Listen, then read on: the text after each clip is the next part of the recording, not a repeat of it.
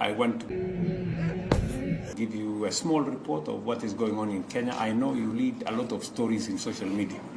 Tuko na uhakika kwamba Kasongo tunampeleka nyumbani tarehe 10 mwezi wa 8 mwaka. Most of the stories in social media is not correct. Most of it is fake. Most of it is misinformation. 3/4 of it is disinformation. And so it's good to get a correct picture of where we are as a country. Kuna haja na Kasongo nyinyi na uongo yake. Sasa hako huko Italy, anaambia watu ya Kenya wako Italy ati wasisome mtandao, ati hiyo maneno ni ya uongo.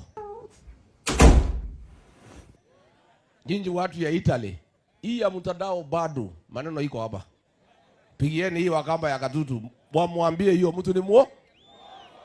Na huyu Kasongo tunakuambia usitoke Italy tafadhali. Fika kwa Pope akuombe upunguze uongo. Then my head hit the wall. Si ndio? Si aombewe na Pope apunguze nini? Pia uingie kwa Pope akuombe. Uache kutuma askari na wakora kupiga watu kanisani. Mheshimiwa, unisikia wapi? Akuombe Pope uache kusema Gen Z wapigwe risasi mhuu. Si mtu aombewe? Si maombi naweza fika? Hii hata hii mtu akiombewa anaweza badilika mkiona?